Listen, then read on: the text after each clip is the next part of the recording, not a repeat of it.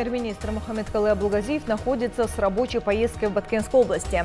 Акрам Мадумаров назначен полномочным представителем правительства в Баткенской области, и жертвами внезапных наводнений в Афганистане стали не менее 35 человек.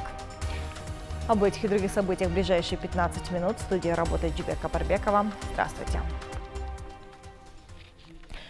Союзнические отношения, стратегическое партнерство и дружба между Кыргызстаном и Россией перешли на новый уровень. Об этом сказал зав. Отделом внешней политики аппарата президента Данияр Сыдыков. По итогам госвизита Владимира Путина в Кыргызстан создана хорошая основа для продвижения совместных экономических проектов, подчеркнул Сыдыков. Президенты обсудили вопросы торгово-экономического, военного, военно-технического сотрудничества, кооперацию оборонно-промышленных предприятий, улучшение взаимодействия в транспортной, нефтегазовой и водно-энергетической отраслях. Владимир Путин подтвердил свое участие в саммитах ШОС и ОДКБ, которые пройдут в Бишкеке в этом году. Всего подписано 18 документов, включая совместное заявление двух президентов. Одним из важных итогов двухсторонних переговоров явилось принятое решение нашими президентами. Это объявить следующий 2020 год перекрестным годом Кыргызской республики в Российской Федерации и Российской Федерации в Кыргызской республике. Предстоит очень большая работа. Совместно с российской стороной будет образован организационный комитет, который выработает соответствующий план мероприятий. Кроме того, лидеры обсудили проблему устранения барьера в рамках ЕАЭС, договорились обсудить признание странами ЕАЭС кыргызской системы ветеринарного контроля.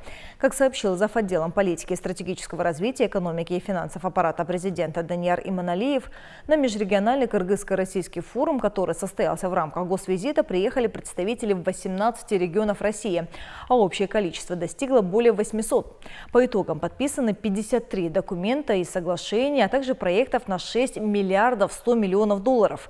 Также поставлена цель увеличить уровень товарооборота с 1,6 до 2 миллиардов долларов. Премьер-министр Мухаммедкалый Абулгазиев находится с рабочей поездкой в Баткенской области. Глава правительства проинспектирует состояние внутренних дорог в приграничных сел, а также посетит среднюю школу в селе Аксай Баткенского района. Кроме того, премьер проведет встречу с жителями села. Акрам Мадумаров назначен полномочным представителем правительства в Баткенской области. Соответствующее распоряжение подписал премьер-министр Мухаммедкалый Абулгазиев. Другим распоряжением главы правительства Абиш Халмурзаев освобожден от должности полпреда в области в связи с переходом на другую работу. Сведения, опубликованные в интернет-изданиях относительно причастности вице-премьер-министра Джаниша Разакова к спецслужбам иностранных государств, не подтвердились. ГКНБ на основании компрометирующих публикаций в отношении Разакова провел досудебное производство по уголовному делу «Государственная измена». Напомним, что 6 июля 2016 года была опубликована статья под названием «Быль о том, как чекист чекиста завербовал» на одном из интернет-сайтов. Оппозиционная организация «Единый Таджикистан», якобы владеющая сайтом Таджикистан.орг, где и была опубликована статья о возможной причастности Разакова к спецслужбам Таджикистана, и автор статьи Шабнами Сабири в действительности не существует. Работа на золоторудном месторождении Макмал-золота будет возобновлена. Компания Manson Group инвестирует свыше 75 миллионов долларов в дальнейшую разработку рудника. Соответствующее соглашение подписано на минувшей неделе. Соглашение предусматривает создание совместного предприятия на базе комбината Макмал-золота. Доля Кыргыз-Алтына составит 30%. Премьер-министр Мухаммедкалый Абулгазиев провел совещание по вопросу дальнейшей разработки рудника Макмал-золота с учетом подписания инвестиционного соглашения между Кыргыз-Алтыном и компанией Manson Group. Диана Мамекова расскажет все подробности. Макмальский золотодобывающий комбинат, который работал на протяжении более 30 лет, приостановил работу из-за устаревшего оборудования, что привело к уменьшению добычи золота. В свое время комбинат отчислял в местный бюджет порядка 29 миллионов сомов и около 50 миллионов сомов в республиканский бюджет. Теперь нашлись новые инвесторы, готовые вложить средства в возобновление работ на руднике. Выиграла конкурс компания Мансан Групп. Участки Макмала, в которых мы заинтересованы, это техногенные отвалы, оставшиеся еще с советских времен. Очень большое количество, которое имеется в хвостохранилищах, содержит определенный запас золота. Мы привезем сюда передовые технологии. У меня многолетний опыт и надеюсь, что с этой задачей мы справимся. Необходимо обсудить, проинформировать граждан и создать условия для работы. В местный бюджет будут перечислены средства из доходов предприятия. Также будут построены социальные объекты. Радует факт того, что этот конкурс был проведен открыто и без коррупционных схем. Договор подписывается на выгодных условиях, и в скором времени комбинат Макмал заработает вновь. Компания Мансан Групп предложила наилучшие социальные условия – вложения в 75 миллионов долларов. Также она обеспечит почти 1500 граждан рабочими местами. Компания внесет 10 миллионов сомов в фонд развития Тогуз-Тороузского района еще до начала своей работы. В последующем будет выплачивать порядка 2% от производства. Это большие финансы, при помощи которых можно будет решить значительные вопросы, например, такие как ремонт дороги и школ. Это будет большим вкладом в район. Помимо этого, инвесторы сообщили, что будут работать с современными технологиями, не приносящими вреда экологии. Кроме социального пакета 8 миллионов долларов, инвесторы обещают построить разные непрофильные объекты.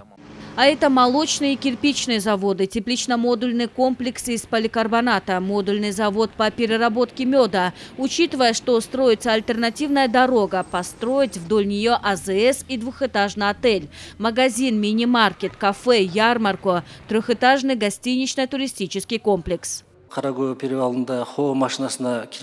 Когда мы поехали в первый раз, то увидели, как автомобиль Хова не смог развернуться на перевале Карагуа. Выяснилось, что он перевозит кирпич из Токмока в Тогуз-Тороузский район. В этой связи мы проводим переговоры с инвесторами и надеемся, что в будущем здесь будет построен кирпичный завод. Инвестор сам поддержал эту идею. Помимо этого, в прошлом году во время работы на карьере эти люди купили мед, выставили его на ярмарке в Китае, и потом этот мед был признан высокого качества. Есть идея о том, чтобы покупать мед у местного населения и отправлять в Китай. Реализация инвестиционного соглашения позволит трудоустроить на комбинате 800 человек и 1315 на непрофильных предприятиях из числа местных жителей Тогуз-Тороузского района. Была проведена разъяснительная работа среди местного населения. Они сами ждут начала работы этой компании. Необходимо, чтобы производство заработало, так как Макмал является единственным производственным предприятием в Тогуз-Тороузском районе. Мы начнем работу после того, как разъясним местным жителям важность работы в данном направлении и какой социальный пакет будет предложен. Премьер-министр Мухаммедкалый Абылгазиев подчеркнул, что сейчас правительство проводит политику поддержки иностранных инвесторов, чтобы они чувствовали себя как дома. Государство поддерживает инвесторов, которые уважают наши законы, работают совместно с местным населением, решают социальные вопросы, заботятся об экологии и работают, применяя современные технологии. Все те, кто трудится на данном комбинате, стараются улучшить качество жизни.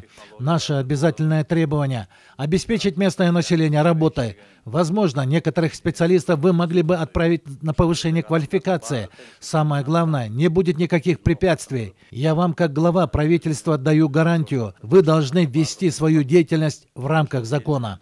Глава правительства поручил госорганам, а также органам местного самоуправления оказать всю необходимую поддержку, включая проведение общественных слушаний в Тогуз-Тороузском районе и проведение разъяснительной работы среди местных жителей в целях обеспечения открытости и прозрачности процесса возобновления деятельности комбината. Диана Мамекова, Тимур Садыгалиев. И на этом пока все. Оставайтесь с нами.